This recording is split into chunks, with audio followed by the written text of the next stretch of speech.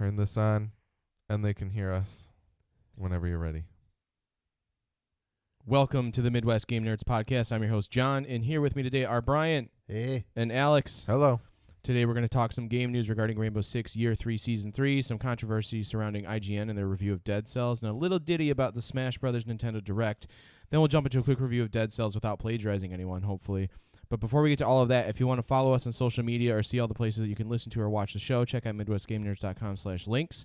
The Midwest Podcast Network has a Patreon. The Patreon is meant to benefit all the shows on the network. You can subscribe for as little as $1 a month. $1. We You reached a goal. You can Woo. afford $1, please. Yeah, we did reach our $50 a month goal. Thank you to all of you who have contributed, including Jason K. and Gojo. I think we should make it a point that when we do reach a goal, we could name our benefactors, like, just that one time. But, Like everybody. yeah, like everyone up until that point. But also, obviously, Jason K gets special recognition because he is the man. And Gojo And as Gojo. well. And yeah. We'll prepare that for the Yeah. next episode. We're also, I have put a new goal or a new reward or incentive for hitting the $100 thing. I will bring back a daily Midwest Film Nerds thing that will just be me, most likely, talking about film news. I will try and make it more exciting because the pilot that I recorded was not very enthused because I recorded it at 2 a.m. one day. Yeah, but everybody should check that pilot out because it was a good one. It's on the Film Nerds feed, or you can go to the Midwest Podcast Network Facebook and check them out there. But Yeah, if you do want to help out the Patreon, please head over to patreon.com/MidwestPodnet. That's MidwestPodnet. And as always, we do appreciate your feedback, which you can send to MidwestGameNerds@gmail.com. And don't forget to follow us on Twitch, as well as rate and review us in your favorite podcatcher. Speaking of feedback, our homeboy Gladish from the motherland, he emailed us, and he said, "Hey, guys. First of all, good job on the last episode. I enjoyed it a lot. You had some interesting topics and discussions. I know I'm late to the party, but I finally played Heavy Rain, and it was amazing. The story was really good. I think it's the first game I actually finished since A Way Out. I remember John talking about Detroit Become Human and how it was not a good game, but it was a great experience, and I'm in the same boat as Heavy Rain. I can't recall ever holding so many buttons at the same time in such a weird way, but the worst thing was when the game wanted me to shake the controller. I was kind of waiting for the game to tell me to throw the controller against the wall or something like that. This took a lot of fun away, and I don't think it would be necessary at all. Simple quick-time events where you press buttons or hold buttons are enough, in my opinion, and shaking the controller or shit like that should not be a thing at all. But whatever. The story was good enough to keep me going, and it was a great experience. So how is Detroit compared to Heavy Rain from a gameplay perspective? Worse, better, or just the same with better graphics and different story? And since there was a lot of Destiny talk on the last episode, I'd like to add some Siege talk to this one. Operation Grim Sky is on its way and will give us 2 new operators in the rework of Hereford Base. It's going to be the second time they change an already existing map. Did you guys enjoy the clubhouse changes, and are you looking forward to this Hereford rework? And what do you guys think about the rework thing in general? Should they keep doing that and make the existing maps better, or should they just give us new maps and not bother with the old shit? May the Lord be with you. All right, so first question, how is Detroit compared to Heavy Rain? Alex, you might have more to say about that specifically. yeah, that's a good question. And honestly, I think to me, I would almost say Heavy Rain is better because it was fresher at the time. When Heavy Rain came out, things like Until Dawn didn't exist at that time. And I think, honestly, in my full-hearted opinion, I think Until Dawn is the best David Cage-style game out there, including David Cage's own games, because it's not a David Cage game. But I think it goes after the things that he wants to do while also having a fun and interesting story in it. I think Heavy Rain is close to that, but he does get really wacky with the controller shaking and like weird button combinations, and like it's almost like in some cases like you're playing that QWOP Flash game where you have the 4 letters that are controlling different muscles in a runner's body. Is it the sort of thing where like he engineered it in a way so that it would confuse you and create issues where like the utilization of the controller itself is almost a game of its own, or like the instances I remember where you're using multiple buttons and inputs at the same time are meant to be harrowing and like strenuous for the character and therefore strenuous for you. It's almost like you're playing a game of Twister, and it's the whole conceit behind Twister, where it's like, oh, it's going to be hard to put your left foot on orange if your hand is already on, like, that kind of thing. Right. So, and in that sense, I think it works and it does a good job, because he's kind of like, I want you to go through an extenuating circumstance with your controller in order to make the character get through this extenuating circumstance in the game. But do you feel that takes you out of the game? Because I feel like it would take me out of the game. If I'm concentrating on how I'm manipulating the controller more than what's actually happening on screen, like, it kind of removes me from it. That was kind of my issue with Detroit Become Human, is those instances where I was making crazy gang signs, like trying to get the controller to do its thing. Like, it was one of those sorts You of... may have joined the Bloods. I know. Somehow I joined like 12 They games. don't know that where night. you Like, live.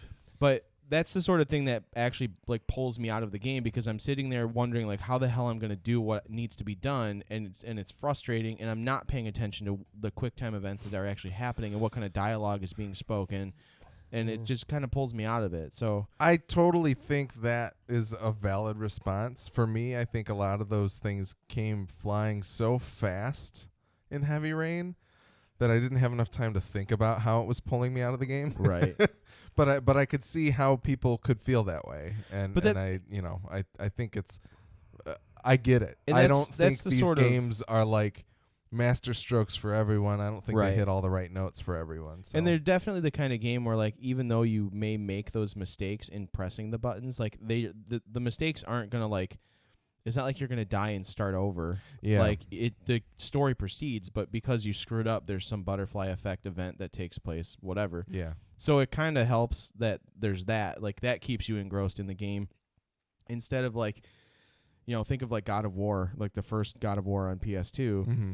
When you would screw up a QuickTime event and die, like, Yeah. you would have to replay that sequence That again. boss battle or something. Yeah. Yeah, and that's like, I guess that's more removing than what Heavy Rain Yeah, is I doing. think there's a lot more time to think about what happened with the God of War situation, not so Yeah. much with Heavy Rain. But to get back to the original question, I personally will revisit Heavy Rain again before I ever revisit Detroit again. Yeah. I think, and I think it is a combination of the story in Heavy Rain, to me, is more compelling and less on the nose. Only less, not on the nose, because it is, but it's less on the nose. On a different part of the nose, perhaps. Yeah, maybe. A It doesn't- nostril, yes, possibly. it's close to the Not nose. quite on the tip. It's like it's on the lip. It's not on the nose. But no, the only other thing about it is I know that the PS3 version of Heavy Rain has a PlayStation Move Elements. control system to it. You can play through the whole game using 2 Move controllers rather than a DualShock. Interesting. And I always wanted to try that out because I feel like it would be even more insane, and there's probably a lot of flailing and I would Definitely imagine, some like, a lot of controller throwing. the controller shaking, like, yeah. maybe holding 2 of them like this, and you're Yeah, like, and you gotta alternate real quick. Yep. Yeah. towards your face. Yeah. And then, like, you have to to make the meter fill. open your mouth. Yeah. Yep. Yes. Maybe. Yeah. Something like that. The non-video folks are really Yeah. missing out on something there. They really so go to are. our YouTube to check Yeah. that out. But yeah, no, I think I would go back to Heavy Rain before I would go back to Detroit. But yeah, don't buy Detroit unless it's super cheap, Gladish. Yeah, and then thanks, Gladish. He's got another question here about the not Destiny, The Rainbow Six Rainbow stuff. Six. Yeah, the Clubhouse changes. Those were a good update, I think, to Clubhouse. It was cool to have them rework that. I am pretty pumped that they're reworking Hereford Base. And just to get to your general question about reworking the maps in general, I think it's a good idea. I think it spices up the gameplay a bit, especially, like, as much as we play it. Yeah. It's nice to create new challenges and then also have to rework your strategies. But it kind of sucks because it makes a lot of the videos I watch from Get Flanked, like, super obsolete on those Yeah. particular maps. So, Yeah, I- I enjoy that map the way it is too. Clubhouse or Hereford Club- Base. Hereford Base. Clubhouse, I like some of the changes, but we found out the other day that you can get spawn killed really easily, and that wasn't a good change. That Remember? sucks. from the main entrance area? Yeah. That's always been like that, though, I feel like. I've never seen it happen to that degree. It was ridiculous. I haven't played enough on the new clubhouse to really formulate an opinion. I just know that it totally screwed me over the first time I played it after the change. Yeah, I mean, I liked that they connected some rooms to make moving throughout the map smoother for defenders, I feel like. Yeah. That kind of update was definitely welcome. I don't know what to expect with the Hereford base update because I haven't watched the trailer yet, so I don't know. Very significant. Like, Yeah. it's getting a whole new look and everything. Cool. They're taking it back to, like, it looks like World War II era looking kind of stuff. Yeah. And yeah. On the whole, I would rather have new maps. I don't think reworking necessary. Like, if I had to pick between the two, I'd say new map. But if they're like, hey, would you rather have a new map or like 3 reworked ones or something? Like, if it was like a proposition like that, I would maybe get it. But it's not really even that. Yeah. Either, I mean, so. I'll be honest with you. Like, I'm not a fan of Villa. I think Villa is it's a cool map, but it's a very big map, and I feel like it's such a big map that it should maybe, like, you know how in some of the what are the situations, like they'll put you in a map, but they'll like cordon off like certain areas. Yeah. Like, I think they kind of need to do that with Villa. Like, you should be able to, like, and I don't know if it's like that when you're playing like ranked on Villa, because I haven't played a ranked map like in Villa yet, but choosing which section of like that, because the facility's huge. Yeah, it is really big. So Well, if they're gonna keep giving us new maps and those maps are gonna be massive, like, I feel like make more of it destructible, I guess, so I can move through it differently. I guess I haven't really like looked into the actual. I guess this gets us out of feedback and into news. Yeah. I haven't really looked into the actual wording on like the Ubisoft announcements, or Ubisoft, excuse me. It said, But the like, I've got their notes pulled up. are they reworking these maps because they think there's something wrong with them, or are they reworking them because they just want to freshen up the map? Like, what is their kind of impetus behind?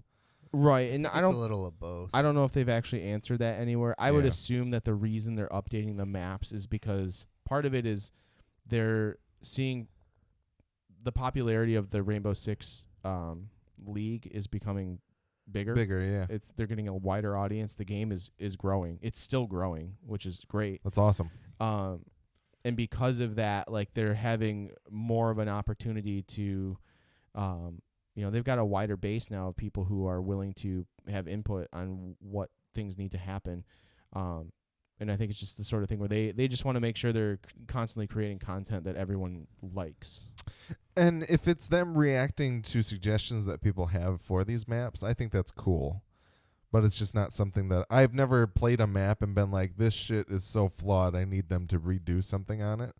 If they or higher level players felt that way about these maps, then that's cool, I guess. But personally, like, if it were between reworked maps and new maps, I would want new maps just because, but I understand that takes a lot more investment and time, and, it's going to bring a whole new swath of problems with that one, errors they didn't find or something like that. So, but either way, I'm just happy that they keep supporting it, I guess, Yeah. No, that's cool. So I miss Rainbow Six. I need to play more of it. Yeah, I need to get back into games in general. Yeah. So keeping with the Rainbow Six thing, we're going to jump right into the news here and talk about the new operators. So the first operator, this is straight from Ubisoft's notes. The first operator is a defender from Great Britain. She's a tough police officer who's an expert on mob behavior and snatch squad tactics. She knows she belongs in the front line and she doesn't tolerate any nonsense. The second operator is an American attacker, a specialist with a remarkably sharp mind when it comes to tactical operations. He has seen the worst in Kabul. Despite it all, he fell in love with the city. Legendary for his surgical precision, he remains an enigma within Rainbow Six. Let's go back to that first image of the defender. Yeah. So it looks like we're getting a shield defender. She's got like a shock shield. Is that what that is? I think so, or some kind of shock barricade. Ooh. No one's really been able to like confirm it, but Okay. I'm really pumped to see a shield defender. I think that's something that like is kind of like it's a long time coming. Yeah. Super exciting for that. I'm interested to see what kind of weapons she's gonna have.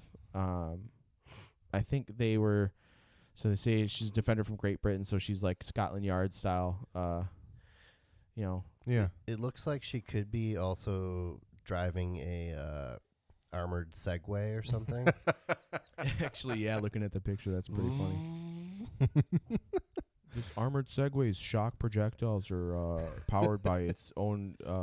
What is that when it powers itself? Fuck. Like a gyroscopic something. I don't Yeah, know. like the way they use in like a Toyota, like Prius, when it uses the brakes to create more Yeah, energy. yeah, like a recharge, It Yeah. would be interesting. regenerative, restorative braking. Yeah. Yeah. She'd probably have a speed of 6, but not be able to repel or anything. So, I mean, it would be a good trade-off. No, So I'm the- excited for a Shield Defender though. That's gonna be sweet. I've got the WindowsCentral.com article on this pulled up, and they're saying that reference to a hole blocker operator was found and appears to use a projectile-based system with single, double, and trap states. This could be on the way for a future season or have simply been canned during development. So I don't know if that is within reference to... Well, the shield looks like it's expandable on the sides. Like it looks like Yeah. it can push out, and by single, double, hole blocker. So she can probably fill single space holes in walls where one person can fit through, or double space holes or doorways. Yeah, Maybe she Um, just seals holes, too. that'd be cool. Yeah, That'd but be that's interesting. that's I'm pretty pumped to see that in action. Yeah. And the second operator, the American Attacker, looks like he's got a blowtorch of some sort, is what they're Yeah. saying, or I hope it's a flamethrower. flamethrower maybe. I don't know exactly what he's got going on, but the speculation is that it will be able to cut through walls and things. Like, Yeah, if he has to like actually control if he can like pop out holes in like a reinforced wall or something. If he's like an attacker Mira, but yeah, Yeah. that would be interesting. Like he can put little like windows into reinforced walls or something for the attackers to use. Right. No, that would be cool. Yeah, legendary for his surgical precision. So maybe he's just making little tiny kill holes in reinforced walls. Maybe he can Yeah. shoot through walls, just straight up. With fire bullets. Yeah. Yeah. That sounds awesome. And the other thing they're talking about is the Hereford base map is going to like have weather effects. That's cool. Yeah. So I think weather effects should be in every map to some extent. Especially like the yacht map. I think it needs to be a blizzard on the outside because it. Oh man, that would like- be so sweet. But the problem is like it's hard to because the menu system at least on console is so slow because I would be changing. That would make me buy. I would spend more money in this stupid game, buying different If camo the store sets. would load.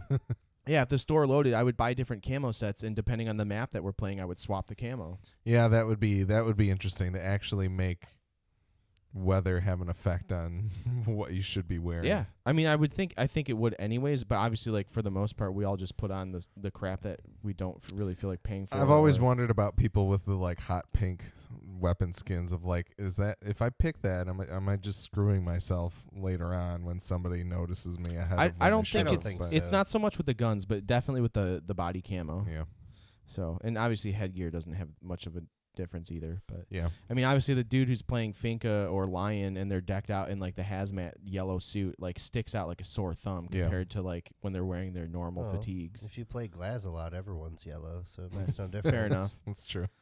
But yeah, so we're pretty excited for the new Rainbow Six season that's coming up here. Yep. Uh, Always excited for new stuff in def- that game. Definitely gonna have to get back into it. So, yeah. Anyways, let's move along to Oh. what's next. Let's do some Smash Brothers. Smash Brothers. Yeah, so they did. Nintendo had a Smash Brothers Ultimate Direct this week. So there's a lot of interesting stuff that came out here. This is the game that's coming out in December and has literally all of the Smash Brothers characters. But what they did come out and say to this week, so there's 2 new characters being added. King K. Rool from Donkey Kong, the big crocodile king guy. He looks pretty interesting. But more interesting is they got a new third-party fighter, which would be Simon Belmont, and also he has an Omega skin, so like a palette swap, to be Richter Belmont. Yep. From the Castlevania series, Super Castlevania 4. I don't remember. I guess Simon's Quest. Simon's from a few different Yeah, Castlevania he was games. in at least 3 of them. And then Richter is in Rondo of Blood and also Castlevania Symphony of the Night as well. So cool to see them add more third-party people. I think Richter is awesome, and I'm excited to check it out. They also added... I just imagine standing in one spot and just whipping. Yeah. Like every should- direction. They should absolutely let you do that, because like every time I do that, I'm like, man, this should make me invincible, and it definitely does no, not it make does you not. invincible. The enemy always finds a way in. Yeah, even all the Medusa heads. Like Right. that was my only line of defense against the Medusa heads, and it never worked out. Did you get the electric whip in Dead Cells at I all? did, and it's awesome. They also added They added 2 other Omega skins. So for Samus, they added like a Dark Samus from the Metroid Prime 2 Looks game. cool. And then also they added Chrom for the Fire Emblem series. I think that's another Omega skin for like Marth and Lucina and a few of the other people that have been in the games already. So that's cool. The other thing that they mentioned, there are 103 stages in this Wow. new Smash Brothers. That's ridiculous. So they showed off this graphic. The first game had 9. Smash Brothers Wii U had 56. And this one has 103. It's got oh, man, I wonder if you get the castle and the upside down castle. that would be sweet if there's some type of Castlevania. Yeah. I know that there is a Shadow Moses one for Metal Gear since Really? Snake was in. There should also be a Midgar one for Cloud. Oh, that I would be think. amazing. So no, it's insane that there's 103. But the other thing is that you can switch switch the styling for each of them. So there's like the normal level that it is, or you can add in like we don't want anything crazy here. This is tournament level. We just want one big battlefield, or like a normal sized battlefield, or Final Destination, which has no platforms on it. You're just on one big platform with everybody. Yeah. So you can do that to literally every stage in the game. That's amazing. I kind of feel like they're developing this to be like the last Smash Brothers they make for a while. Yeah. They're like, here, fine, we'll give you what you want. We'll give you a shit ton of it. Here's so you guys everything. will leave us alone about Yes. Smash Brothers so we can actually make some new games. I would not be surprised if that is the case.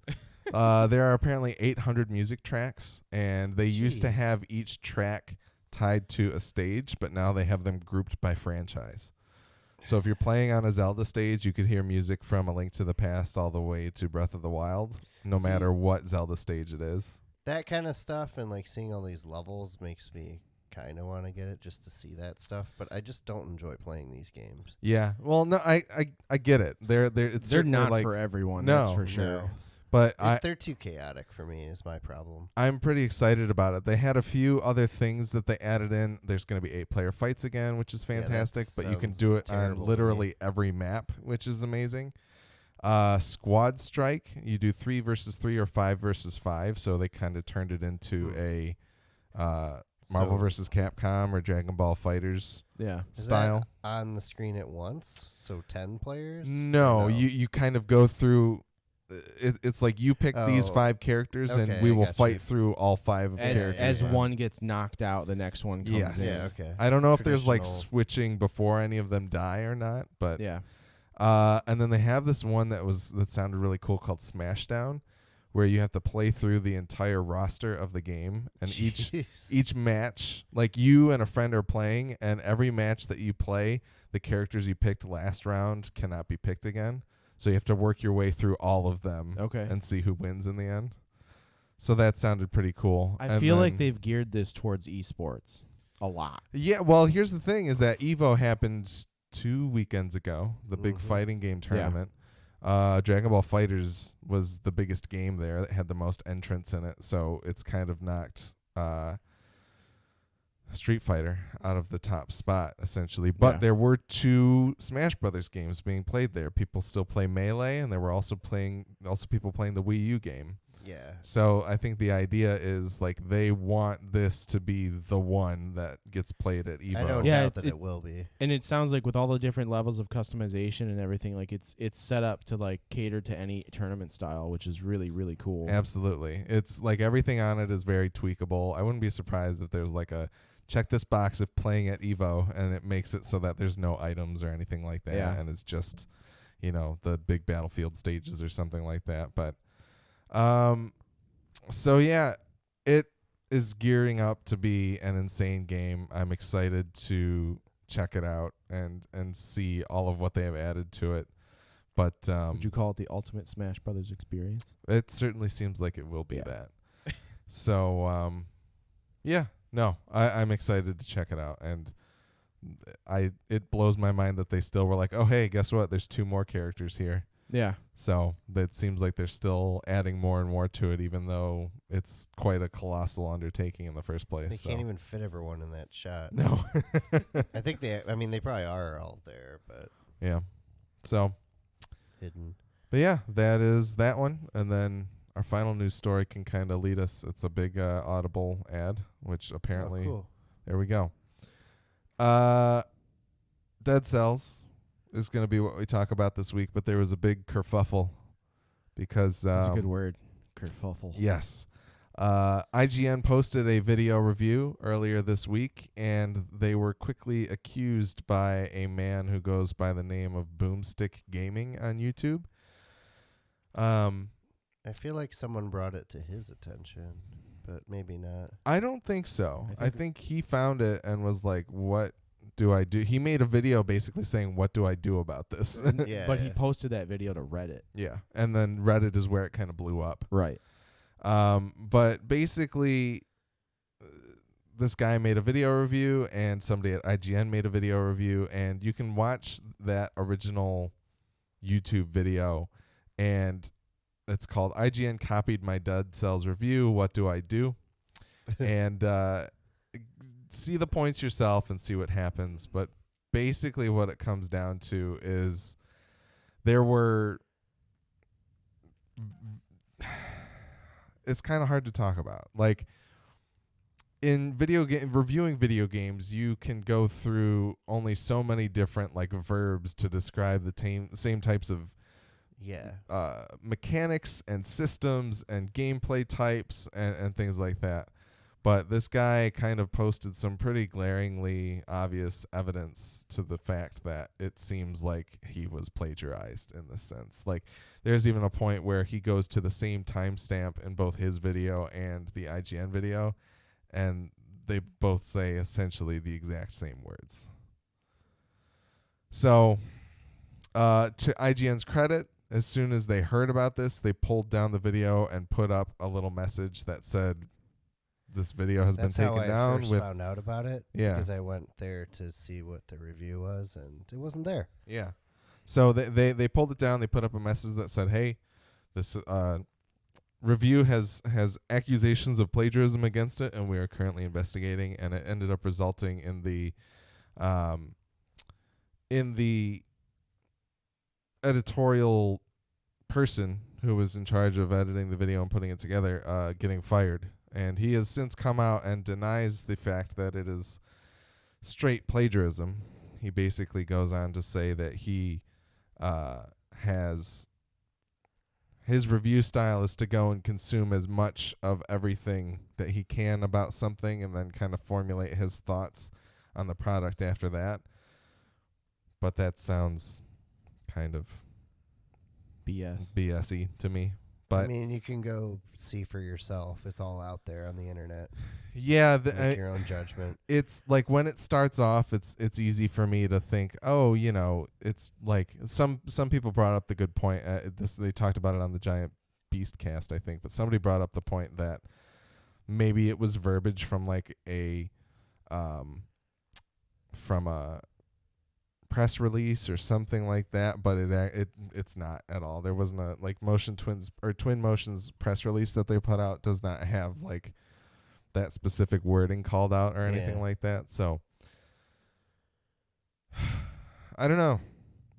It's a tough industry. There's people that are always trying to be a part of this industry and do the best that they can, and to have somebody at IGN in like an editorial capacity to just squander this position that they came across and Yeah. that they earned and that they went to, like it's disheartening. But I mean, it's the sort of thing, again, where we now live in a world where it's all about getting clicks, and the faster you can get a lot of clicks, the better. The sooner you can get out your review, the better for you, because you're getting clicks before the other person's getting clicks. yeah, So I suppose I'm not surprised that something like this has happened at IGN, and I'm sure it's happened other times and just went unnoticed. I mean, it just seems like something that happens in multiple industries, not just video games in general, just because of the way media outlets work now. Yeah. I mean, that's the standard sort of thing where, like, even just look at, like, I mean, anything Gawker Media is involved with at this point, even though they're pretty much on their way out because Gawker's is garbage according to the rest of the world. But these people making these blog posts are not actually being edited. They're not getting an editor to go through and pick and choose and change things around and like look and see what could or couldn't be plagiarized, yada yada. They're literally just typing it up and hitting publish. Well, and the other A lot thing of the about that, time, at least. I think, I don't want to speak too ill of people like that because, I'm sure there are people from like Joe Schmo's blog who's like copying and pasting shit and putting whatever up there. But that's fucking hard with video. Like, I don't know how much you guys, when you were in school, got to the point where it was like you need to submit your paper through this website in order to allow us to see how much of it may have been copied from other Never. sources. So when I was in I'm high really school, old. that started happening. That didn't exist yet. And in college, obviously, that happened a bit too. But how do you do that for a video review of something, Like what? No, I agree. It just seems extremely difficult in order to comb through audio like that of a different person's voice with different like underlying sound effect and background noise underneath it. Like there's never going to be a great automated way to do that unless I guess somebody transposes the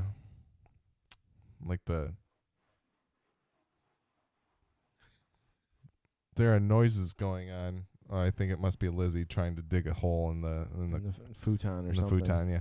But and like the basically what I'm trying to say is that I think it's going to be difficult for anybody to track down plagiarism in like a video form without like having direct access to the source material and like being Right. able to break down the transcripts of something easily. So No, I mean, in my experience writing papers and being around other people writing papers and doing anything of this sort, any kind of like publication sort of situation, and especially one that's monetized, everyone's always looking for the fastest way to get yeah. whatever's out there, and it's disheartening, but I just think like we're gonna see more and more of this happen because people are super lazy and it's all about making money. It's weird to see it happen at somewhere as big as IGN. Is the Yeah, thing. well, and Yeah. I mean, it's not the first time this kind of happened with this guy too, isn't it? I thought it happened like one other So time. Jason Schreier pointed out, I think after the fact, that there are some weird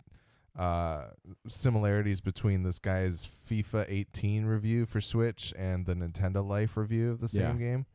So there is like it's happened a few times is what I'm kind of getting at. Yeah. and that's what's now. Well, now this guy's career is basically ruined, which is fine. I'm okay with that, I suppose. Like, find a new job, buddy. Like, it's weird to me that he's now posted like a response video. Like, dude, there's almost no way for you to. Yeah, nobody cares anymore, man. Yeah, You but gotta know when you're beaten and fess up. Yeah, and throw in the move on. towel and move on. Like, nobody cares what you have to say. You've already been dragged through the mud and you're covered in it. So just deal with it. yeah, you messed up on a big scale, And it's obvious. yeah. Like, you can't defend yourself at this point, which, again, we live in a world where you really can't defend yourself. It doesn't matter what you say because whatever comes out first is the only thing that sticks. So, Yes and no, but like this is something that it's hard to come out and say, like unless he's got like a script that he mailed to himself 7 months ago that was the Right. same thing. Like, what is he gonna do? Which that'd be a sweet magic trick, dude. But I don't think you can pull it off. So, yeah. Anyways, shame on you. Find a new job. Good luck. yeah. Hit up monster.com or whatever the hell. Is that still a thing? I think so. No, it's ZipRecruiter now. ZipRecruiter's the big one. We are not affiliated with ZipRecruiter. They are not sponsoring this podcast. Yeah. We do not condone the use of their website. Nope. We do love Pepsi, on the other hand, and they are also not sponsoring us, but we are all drinking Pepsi right now. Anyways, so you guys got a chance to play Dead Cells. So Yeah. without using any plagiarized terms and sentences and words, what do you feel about this game?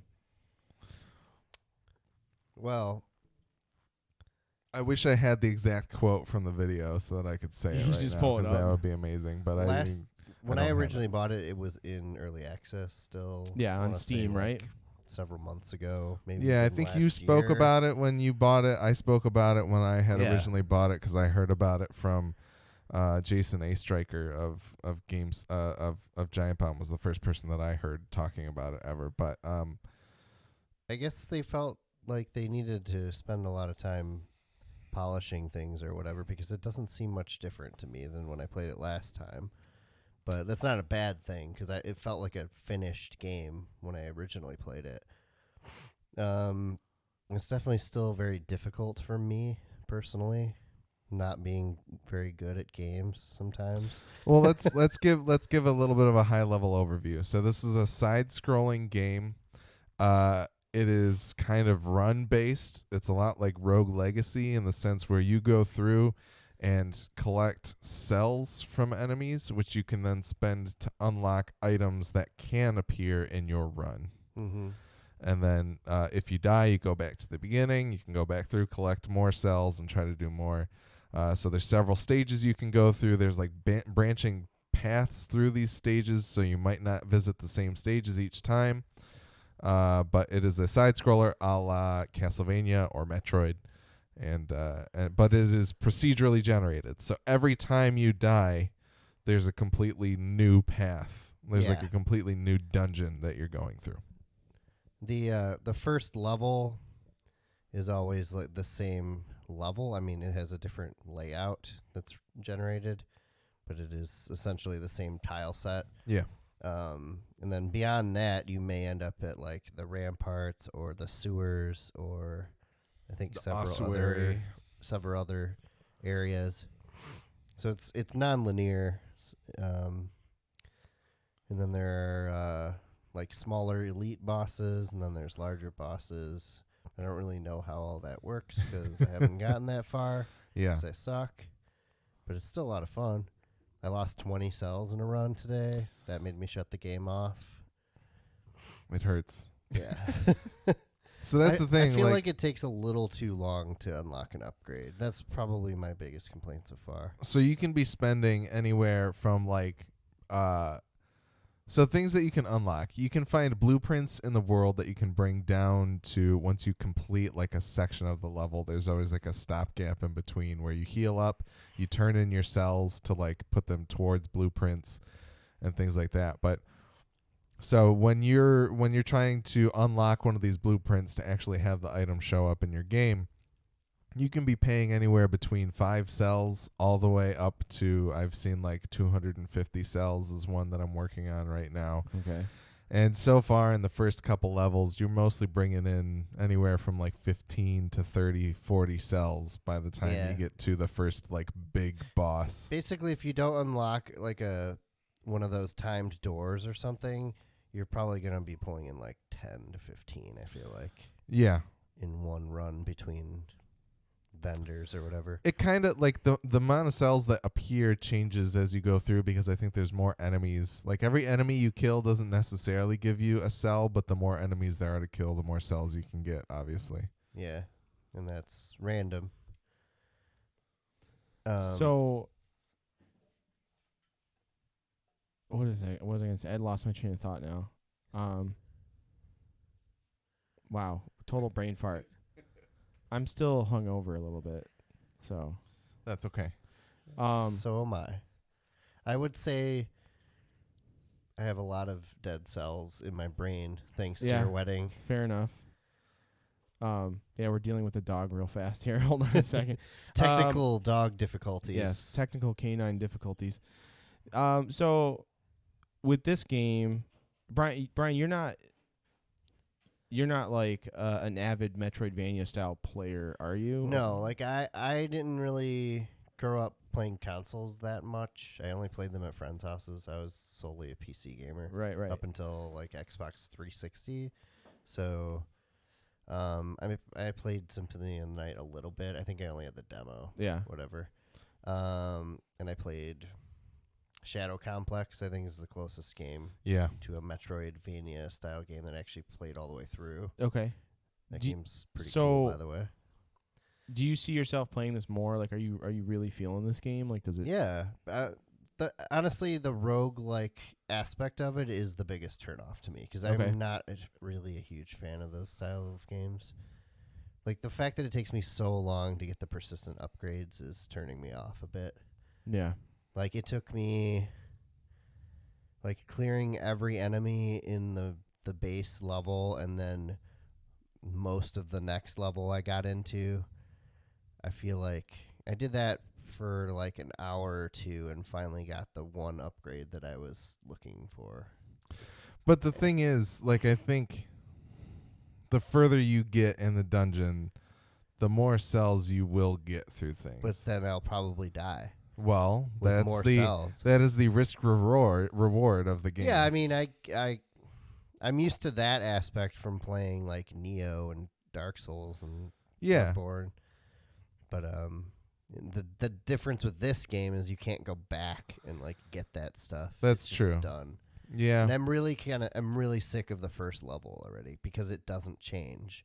Like, I mean, like I said, the layout changes, but it's always the same enemies for the most part and the same Yeah. set. Yeah.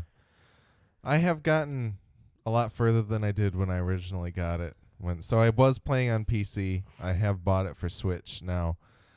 It's a great Switch game. There is some slowdown when there are Oh, really? many enemies on the screen, I was which is curious a about bit of that. a bummer, but hopefully they'll continue trying to optimize it and make it better.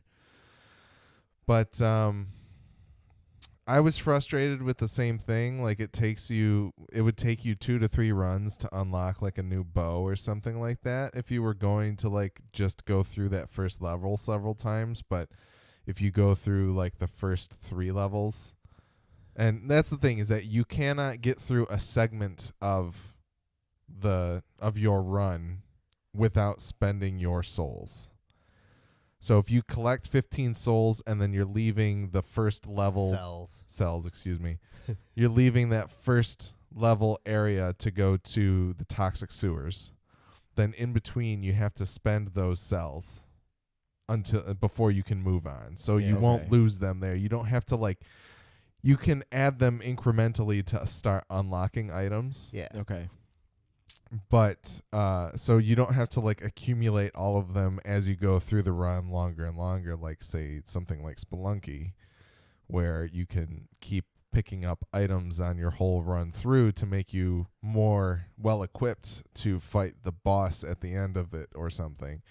With this one, you're kind of like spending these cells as you make your way through each segment, but each segment, the amount of cells you can get goes up more and more and more. Right. Like, I've brought home 40 cells, I think, is like the biggest I've done in one big take, but that's in like one of the later segments. That's Yeah. like the 4th or 5th segment in the Well- game rather than the first. Another risk-reward trade-off that the game throws at you is like there are doors in levels that are timed to close after a certain amount of time. Like, if you don't get there quick enough, you can't get in. So it gives you the incentive of like, if you want to You want to go as progress fast quickly. as you possibly can, Right. Well, y- and it's worth it in a way because there's a lot of resources in those. Like, I got, I think, like 20 cells just from going into the So one the area. point and of a that- bunch of blueprints. the point of that is to like cut down on the mundanity of things. So it's Yeah. like, if you're sick of playing through that first level, what it shows you is like, oh, speed run through this, and then in the next level or the next segment of your run, if you can make it to that door within having only played a minute or like 2.5 minutes, Mm-hmm. you can get in there, collect a bunch of cells, and then get out. And then there are more of them in each of the successive levels. You just have to Right. find that door where Yeah. it's at. Well, the problem is those doors are generally at the beginning. Usually, of a level. yeah. So if you've made it to that level and gotten to the door, then you're going to have all these cells and you have to figure out how to get out of that level. Yep. And you're like probably in the first 5 to 10% of that level. Yep. Yeah. So it does like encourage some speed running as you go through the game, and as you get like, oh yeah, I'm sick of seeing these same two enemies at the beginning of the start here, so I'm just gonna start skipping through most of it, because you can dodge through enemies Yeah, that's like cool. a Souls game essentially. So you can just kind of like invincibly dodge through their attack or them just standing there and keep going on. The Does problem that- is you just don't get any cells out of them. Right. Does that dodge have a cooldown? No, not really. No. Do you don't have like some kind of stamina meter or anything No. like that? That's No. cool. I There like are that. you can air dodge too. Like Yeah. if you jump and then dodge, you can Oh, kinda sweet. shoot off over things. Right on. The overall gameplay just feels really good though. Like How much is it? Like $15? it's $20? I I think it's 20 on Steam I or think- maybe 25. I think it's 25 normally. It just got released for 25 for Switch. You guys feel like it's worth $25? yeah. Personally, I think so. And I think you, as somebody who loves Symphony of the Night, I think you would find it pretty interesting. Okay. It also reminds me a lot of something like Salt and Sanctuary, although that's a little bit more Souls-like with how technical the combat is. That game made me furious. Yeah, Yeah. I think Dead Cells enemies are much more simple than Yeah. that. Yeah. They have a lot of enemies with unique attack patterns and stuff, but they're for the most part they're pushovers if you know. If you know, When- how, if you know when how to- they when to operate dodge them. and yeah, okay. Yeah.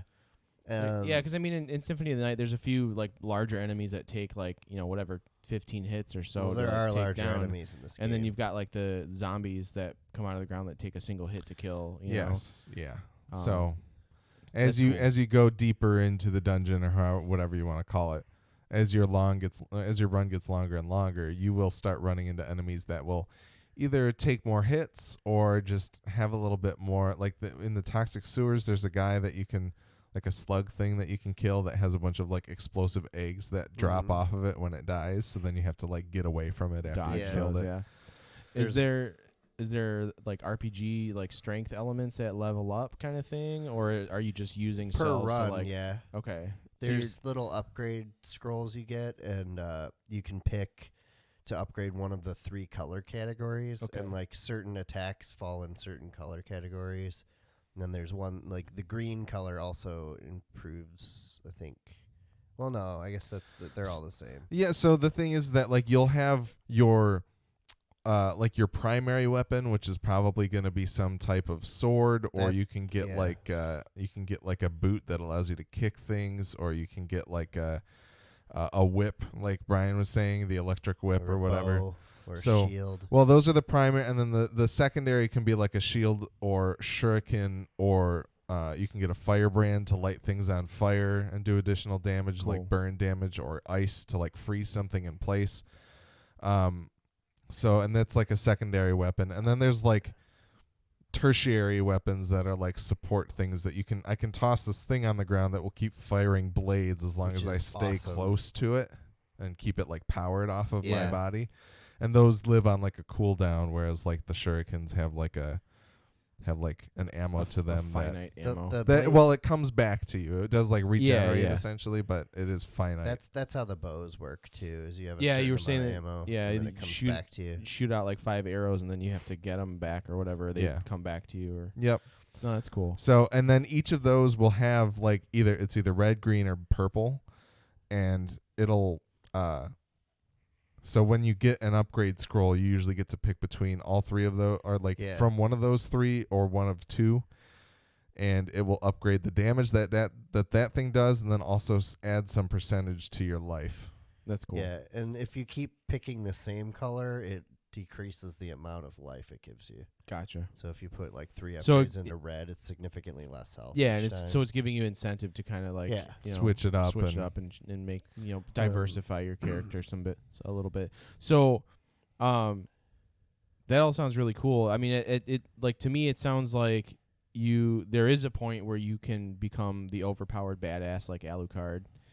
Some of it's but- very dependent on luck, though. Yeah, well, I mean, it sounds like there's a lot of work to getting to that point, which I think is what kind of like makes that speed running capability appealing. Because you'll reach a point where you probably get so far and you've unlocked so much of the game that it feels like a breeze, and so you're able to go back and like rip through all of it again really fast. because you're Possibly. overpowered more so. There are some mysterious doors at the beginning start area too. I think like if you get so far, you can actually unlock shortcuts to levels and That's stuff. cool. That would make it even more Souls-like. And there's also some cool like little lore things you can find in some of the levels too. Yeah, and the interesting thing about it is, like, I just noticed it, but like when you enter a lore section of the game, it'll like light a flame on like a candle that you're walking towards. It varies depending on what section or what like level you're in. But then when you see that happen, it'll pause your timer and you can go and like check out like one or two little lore items Yeah. to learn a little bit more about like things. actually read up on it. The game has a dark sense of humor to it too, which is Yes. fun. And it's very self-aware Yeah. as well. So it's, I think it's a little it might be a little kitschy or like, I don't know, just kind of irreverent for some people, but I think it's fun. It works for me. No, it sounds the it dude sounds has sweet. given the middle finger to several people in my game, so That's for awesome. different things. But The music's good too.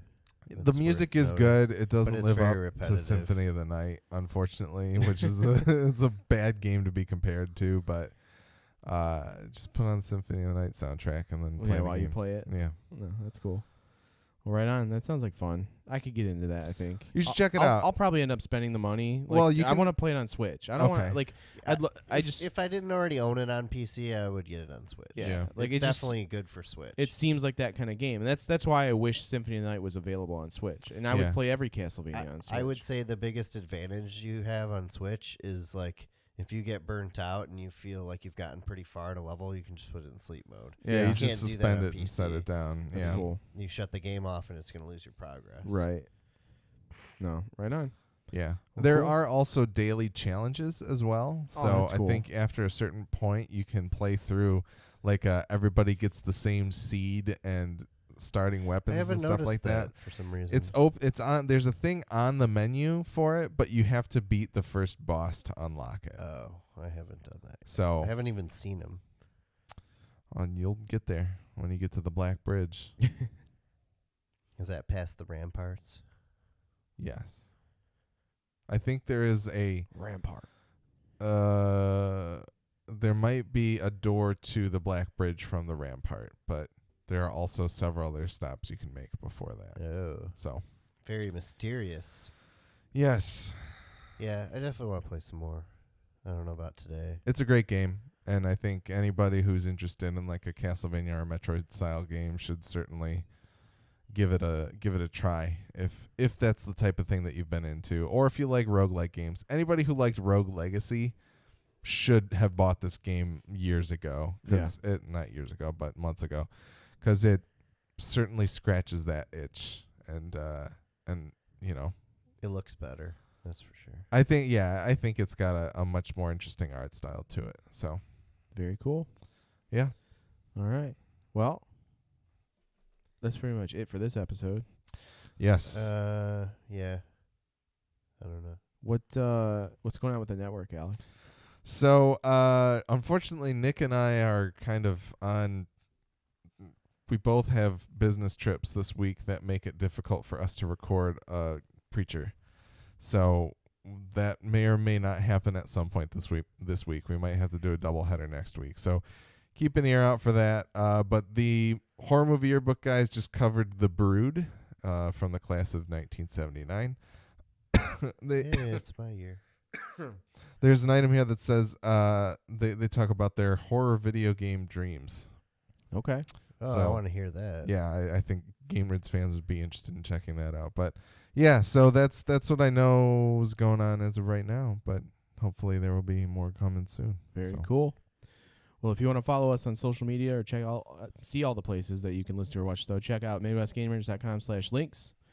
And again, we've got a Patreon, patreon.com/MidwestPodNet, where you can subscribe for as little as $1 a month. That's $1. It's $1. And it's auto subscription, so you don't even have to worry about doing it every month. It'll just automatically do it. Gives us $1, helps us pay for all kinds of stuff like hosting fees and maybe a little bit of advertising here and there now that we're in our second tier of what's it called, goals. Yes. So it helps us expand the show, which is what we're looking for. And if you have the time and a dollar you can spare, we would really appreciate it. Again, thanks to Jason K for his $10 contribution and Gojo for his contribution as well. Yeah. And as always, we do appreciate your feedback, which you can send to MidwestGameNerds@gmail.com. And don't forget to follow us on Twitch, as well as rate and review us on your favorite podcatcher.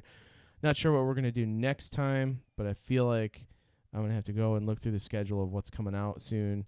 I kind of want to hit up Monster Hunter on PC, like kind of sort of really bad. I also just want to play more Rainbow Six. We will be releasing our next episode just a few days before Donut County hits, I believe. Yes, our and one of our previous favorites from PAX. And we just found out it's going to be on iOS. Yes. And I'm I'm super definitely excited getting about it that. on iOS. It's only $5 too. Yeah, I want to play it on my iPad. Yeah, that's awesome. Just something. It's Screen Smudge Simulator 2018. Yep. Because that's all you're going to do is trace your finger around the screen and just make all these smudges Yeah, of grease. that's So, true. anyways, yeah, stay tuned. Pay attention to social media. Hopefully, we'll let you guys know what we're going to be talking about next. But we appreciate you listening. And, see you next time. Peace.